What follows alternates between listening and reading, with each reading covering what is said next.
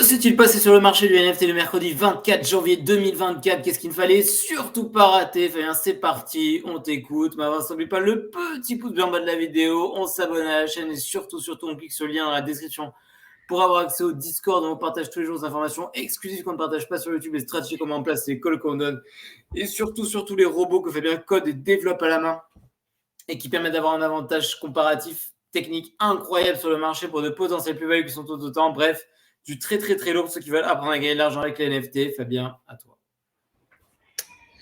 Alors, il y a un peu de bruit, désolé. Qu'est-ce qui se passe aujourd'hui? Il se passe beaucoup de choses sur Rune, notamment le fait, j'ai adoré, là, il y a Rocktoshi, donc du coup le mec, on en parlait la dernière fois, qui a répondu par rapport aux rumeurs, au fait que, a priori, le RSIC est le projet de Rocktoshi. Beaucoup m'ont demandé... Je te rappelle qu'il y a Rocktoshi. Rocktoshi, c'est le mec qui a fait NodeMonks, c'est le mec qui a fait Bitcoin Rock, c'est le mec qui fait une tonne de projets différents, sous des pseudonymes différents pour pouvoir faire passer ça pour des projets qui ne sont pas lui. Okay. Et donc il a dit, beaucoup m'ont demandé, est-ce que c'est ton projet? Quelle est la roadmap? Quand est-ce qu'il y a des mises à jour? Je vous entends et je pense qu'il est temps pour moi de vous dire la vérité. Quantum Cat, ce n'est pas mon projet. Je trouve ça fantastique. J'aime beaucoup la téléportation et les sorciers en général et j'aime les chats. Ah, nous aussi on adore les chats. Voilà, donc c'était un petit foutage de gueule pour dire, parce que tout le monde s'attendait à qu'ils disent qu'est-ce qu'il allait dire par rapport à RSIC, et non. Franchement, c'était magnifique. J'ai vu ça, je ne m'attendais pas à la réponse. C'était incroyable. Même Adam qui a commenté avec un petit Thierry Henry. J'aime bien ça, j'aime bien. J'ai marrant, c'est Thierry Henry, je sais pas ce qu'il fait. Ça tient de rien, mais vraiment, j'aime bien. On dirait qu'il vient de marquer un but en 2006 contre le Brésil, quoi. Voilà, et après, il y a l'autre, le collègue Léonidas, c'est parfait, il arrivait juste en dessous, qui sort ça, c'est ridicule. 100 000 inscriptions, 100 000 adresses, distribuées de manière équitable, oui, bien sûr. Un effort volontaire, un algorithme d'éligibilité transparent pour récompenser ceux qui étaient dans la communauté ordinale dès la première année. Alors, engagé avec ce tweet, oui, évidemment, engagé avec ce tweet, comme ça tu prends un peu de vues, des abonnés. C'est ridicule. Tu lis les messages après, c'est genre, oui, il n'y aura pas, ce sera la même allocation que ce soit pour... C'est un fair drop, non mais vraiment, enfin... Un fair drop. C'est un airdrop, mais qui est fair, donc c'est un fair drop.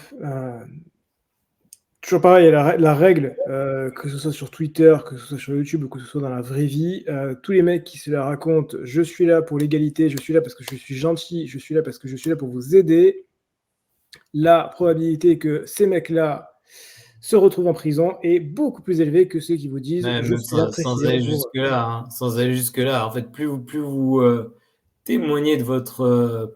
j'en perds mes mots ce soir. Plus vous témoignez de votre vertu, à quel point vous êtes quelqu'un de bien, plus vous l'êtes, en fait, moins vous l'êtes globalement. Hein. C'est-à-dire que si vous l'êtes vraiment, vous avez besoin de le balancer sur Internet à tout va, quoi. Plus vous balancez au monde à quel point vous êtes quelqu'un de bien, plus vous êtes un gros de pute globalement. Hein. C'est comme ça que ça fonctionne. Je ne vais pas dire sur YouTube parce que j'ai pas de personnes sur eux. Plus vous êtes un personnage peu recommandable. C'est exactement ça. Voilà, donc du coup, Léonidas, ouais, bien sûr. 96 000 followers, il a raté RSIC, il voit que ça pump, il s'est dit merde, fait chier, j'aurais dû faire autre chose. Voilà. Voilà. Et RSIC qui est tout en haut, 0,04 Bitcoin, à côté du collègue Donald qui est juste là. Bitcoin Puppets, 0,04. Bitcoin Puppets. Ça fait dodo. Et donc, du coup, on voit bien que le collègue Rocktoshi, NodeMonks, qui est là, RSIC qui est là. Magnifique. Et nos petits rats qui ne bougent pas trop pour l'instant. 0,015. J'espère qu'ils vont faire un petit pump quand même. Voilà. Ouais, c'est tout pour ça. Alors, c'est quoi le point d'après? Ensuite, petite chose incroyable, si vous allez sur signer.ordinals.com/inscription, donc c'est la partie testnet des inscriptions, partie test, et que vous avez du coup dans All Inscription, de toute façon c'est là où vous arrivez, parce que je suis en train de faire des tests, notamment pour les collègues du Discord, pour pouvoir participer à Rune en étant effectivement le premier, en étant effectivement parmi les premiers à pouvoir minter du Rune, et donc pour ça je fais beaucoup de travail, beaucoup de tests en amont. Et vous pouvez voir que déjà, il n'y a pas beaucoup de monde, parce qu'il y a juste un mec derrière qui a écrit une inscription entre hier soir et aujourd'hui. Et si vous allez sur cette inscription-là, eh bien, vous avez le magnifique, je te laisse le dire. S'est-il passé sur le marché des NFT? Alors, je me demande qui a écrit cette inscription. Ouais, à la base, je me suis dit, il faut que qu'on me reconnaisse. Donc, j'avais fait un petit BRC20. J'avais mis ça parce que ça, c'était le logo, le logo de la chaîne. Mais il faut que ce soit moins de 1 méga, 1 kilobit, donc c'est vachement faible. Donc, du coup, C'est un truc fait avec ChatGPT, ça, non? Ouais, c'était ultra pixelisé. Donc, du coup, j'ai déployé un petit BRC20 NFTM. Mais je me suis dit, il faut quand même mettre un truc plus sympathique. Donc voilà, ça veut dire quoi? Ça veut dire que il manque quelques petits tests encore, mais déjà, dès aujourd'hui, après quelques petits tests, les collègues du Discord vont pouvoir minter des BRC1 sans passer par Unisat ou par OKX ou par n'importe quoi, et donc éviter de payer l'ensemble des frais de plateforme de ces plateformes. Ça, c'est incroyable, ça. Parce que sur une inscription, mais sur des... Enfin, vas-y, poursuis. Et en plus de ça, contrairement à la plateforme où vous devez cliquer, machin, refaire, cliquer, on peut tout à fait faire des scripts qui vont automatiser. En plus de ça, c'est mint. Donc, elle est beaucoup plus vite. Donc, évitez les frais et minter beaucoup plus vite. Un peu la philosophie de la chaîne, hein. Faire du volume sur des frais bien inférieurs et donc des multiples bien délirants dès le départ. Donc voilà, moi ça je suis content parce que c'était un gros travail. Maintenant, je vais continuer avec Rune, mais déjà c'était un gros travail. Regardez, je suis en train de regarder, je suis en train de me faire en ce moment le petit blog. Oui, parce que Rod Armor a un blog, et donc du coup je me suis en train de faire un petit blog de Rod Armor pour bien comprendre en détail comment fonctionnent tous ces petits trucs. Tu fais un blog, tu veux dire tu lis ce qu'il a écrit, c'est ça? Ouais. Ça n'a pas l'air très fun, hein? Ouais. En vrai, c'est un peu des. Tu sais, ça ressemble à des. C'est des vecteurs. Ça rappelle les maths de prépa. Ah, c'est des vecteurs? Ouais. Pas bien fait mettre sup, hein, si vous doutiez qu'il est intelligent. On dit en langage informatique. De quoi, des tuples. Ça, tu connais pas, c'est des trucs en informatique. Moi, j'ai fait que des mathématiques fondamentales. Ouais, bah là, il y a des maths et un peu et de l'informatique. Donc voilà, donc très bien, très content. On va continuer tous les tests, autoriser les adresses IP, autoriser les ordi, faire tout ça, mais déjà très content de voir que cette première avancée fonctionne. Et en plus de ça, vous pouvez le voir, vous allez là, vous allez sur signer.ordinals.com/inscription, vous me voyez. Incroyable. Comme dirait un grand homme, aberrant, frérot. Exactement. Friendtech, pour ceux qui se souviennent, Friendtech, c'est un vieux truc. C'est un truc sur téléphone où vous pouvez acheter vos amis, acheter et revendre vos amis. Ah oui, mais c'était l'été dernier, ça, non? Ouais. Bah, du coup, apparemment, il y a une V2 avec. Ils ont fait un haïku. Bon. En vrai, la vérité, Friendtech, c'était un très bon truc. Et c'est toujours un très bon truc. C'est juste que je ne me suis pas investi dedans. Mais pour ceux qui sont investis, je pense que c'est vraiment, vraiment excellent. Je vois ce que certains ont fait avec Friendtech et c'était vraiment excellent. C'est plus un truc social marketing, donc c'est moins mon délire. Mais c'est partie de pour moi, Friendtech fait partie de ces projets où si vous investissez vraiment, si vous faites bien le taf, que vous êtes bien... que vous êtes vraiment structuré là-dedans, vous pouvez largement faire plus de 100 000, 200 000 $ là-dessus. Friendtech, c'est vraiment très, très bien. Je trouve ça excellent. Ok.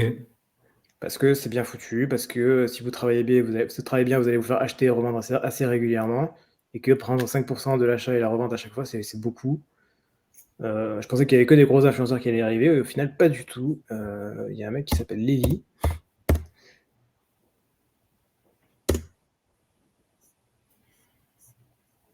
Je vais aller sur l'autre compte parce que je ne vais pas le trouver sur celui-là. Il y a un mec qui s'appelle Lévi, comme ça. Je le refais. Non, c'est pas lui. Peut-être lui. Oui, je pense que c'est lui, c'est juste qu'il a changé de photo de profil. Je crois que c'est lui. Je crois que c'est lui. Et voilà, c'est un mec, il a très peu de followers sur Twitter. Et pourtant, il a réussi à construire un petit empire sur Friendtech. Donc, il y a des mecs qui sont pas des gros sur Twitter et qui ont réussi à construire des belles audiences sur Friendtech. Donc, vraiment. Il y a ce mec-là aussi, OX5F, tu vois, il y a 5000 followers. Tu vois, son truc, tu vois, il me direct, ce qu'il met en avant, c'est Friendtech, direct. Et donc, vraiment... et sa clé, elle vaut 0,52. 0,55. C'est cher, hein. C'est beau. Ah, c'est lui, Levi, Captain Levi, c'était lui que je cherchais. Voilà. Donc, ouais, ça fait partie de ces projets qui sont vraiment très très intéressants. Que les mecs disent, ouais, c'est un Ponzi, c'est machin. Oui, peut-être un Ponzi, mais fondamentalement, on s'en fout. La question, c'est fondamentalement ce que c'est pas important. C'est comment, enfin, Par à quel contre, moment je dois en termes de gain potentiel là-dessus, si vous faites vraiment le taf, que vous allez prendre un peu de risque, que vous faites des choses bien, ouais, je trouve que faire un texte, c'est du lourd. Je suis très très très lourd. Je vais être le seul à avoir cet avis, mais je trouve que c'est du lourd. TensorHQ, qui est la marketplace un peu de pro de Solana, permettra de long ou short des NFT. Ah, mais ça me rappelle quelque chose, ça, tiens. Ouais, ça rappelle des collègues Boule Weber. Ça me rappelle, Feu les ça me collègues rappelle- Boule Weber, puisque c'est fini. ça me rappelle l'homonyme de notre console de jeu préférée. Exactement. Voilà, c'est ça. Donc voilà, vous allez pouvoir faire ça. Bon, par contre, vous allez pouvoir faire ça sur des NFT de Solana. Donc, bon, perso, je suis. Attends, et Bull Weber, ça marche plus ce truc-là, c'est fini? Fini, Ouais, ça. il n'y a plus de. Il n'y a pas de liquidité en fait. Il n'y a personne qui va se mettre dessus. Tu peux pas. Faut toujours les deux côtés et ça marche. Moi, j'aimais beaucoup. Je trouve ça très bien, mais ils n'ont jamais ramené assez de monde. Ok, dommage. Et enfin, il y a les petits shimpers, les petits singes, mais pas les petits singes. Non, mais toi, t'en penses quoi du truc long run, la fin long short En fait, vu que c'est sur Solana, ça m'intéresse pas vraiment. Mais ça m'a l'air bien. Donc l'idée est correcte, mais l'exécution sur Solana est douteuse, c'est ça? C'est pas que c'est douteux, c'est que Solana, je connais pas les collections, je connais pas les projets, je suis rien. Enfin. Globalement, je fais moins de trucs comme ça d'ailleurs au passage. Hein. Long et short, ça reste du trading. Ça reste quand même pas ma spécialité privilégiée. Voilà, et sinon Shimpers relance encore un nouveau jeu, un nouveau arcade game. Je sais pas pourquoi, je sais pas ce qu'ils vont faire avec. D'ailleurs, je crois que lui aussi me suit. Ouais. Je suis par du beau monde. Hein. Voilà. Shimpers, il galère un peu quand même. Hein. Ça marche pas vraiment de ouf. Hein, et ça marche mieux les petits pingouins. Les petits pingouins sont quand même plus mignons que les petits singes en pixel art. Ok. Et voilà, et ce sera tout pour aujourd'hui. Pas mal de commentaires. Salut Jonathan L. Salut Dimitri. Indépendance. Vous pensez quoi de la CDRC20 Si tu parles de Nord, comme nos collègues des ch'tis, je suis pas un méga fan. Sur quoi vous basez pour choisir les airdrops Je ne fais que peu d'airdrops. Non, je pense qu'il y a une confusion. Attends. Et combien vous mettez à jour la liste des projets dans le bot?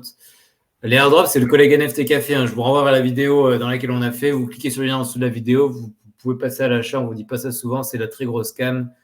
Il fait ça très bien. On fait pas ça parce que on n'a pas le temps et qu'on peut pas tout faire. Comment vous mettez à jour la liste des projets dans le bot? Là, par contre, je te laisse répondre. La liste des projets. Je sais pas s'il parle de la liste des projets des airdrops ou pas, parce que c'est pas vraiment. Non, je pense qu'il parle pas d'airdrop. Disons qu'il parle pas d'airdrop. Voilà. Comment tu mets à jour la liste des projets dans le bot?